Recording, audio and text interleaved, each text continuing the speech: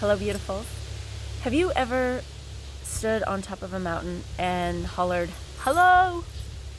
If you have, no doubt you heard the familiar, hello, hello, hello, come back to you. Well, that's an echo. And I wanted to talk today a little bit about the law of echo.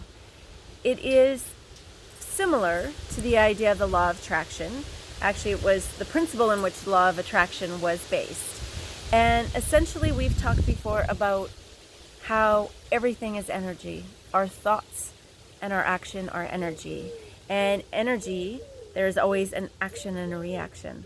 So when we're thinking of the law of echo, we think of the universe and the cosmos as this great big sounding board. And our thoughts and our actions are what we resonate. And so what we resonate or energetically send into the universe is echoed back to us. And you can see why the law of attraction works with that too, because the law of attraction is basically you're a magnet.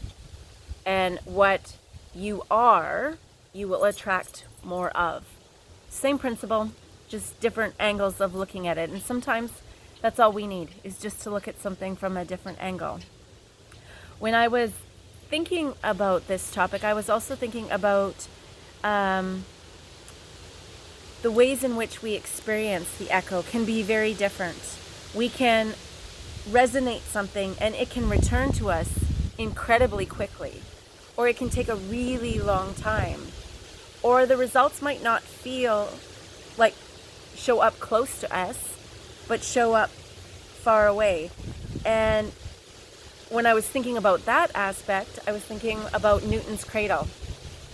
I don't know if you guys are familiar with this, but it's the thing we played with as kids. It's got a long line of balls that are hanging down, and you pull the far ball, and it hits the ball next to it. But the ball next to it doesn't move, and all the little balls don't really move until the last ball.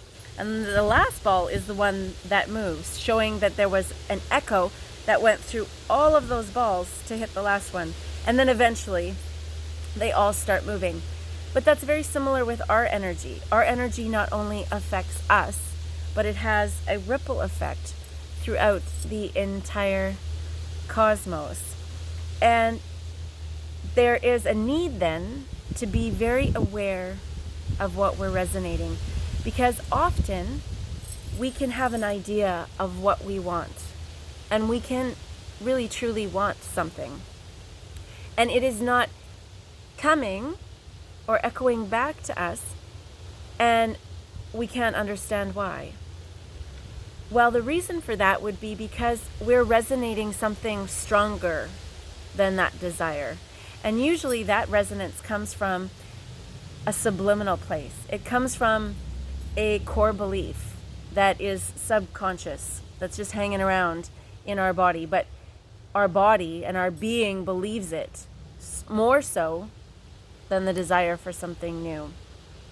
And there might be a component of fear that is sitting below the surface that we aren't fully aware of, that is inhibiting that echo. And I just thought it was so pertinent to look at that as we're going forward. There's all these massive changes happening in the world. There's potential for beautiful, beautiful changes to happen.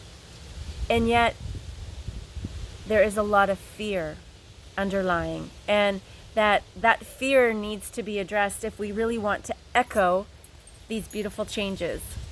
And so maybe in one of the upcoming discussions we have, we'll talk about how we can do that emotional survey, how we can look at ourselves and actually see what we're resonating, because our abundance is reflected by who we are and what we're resonating more so than what we do.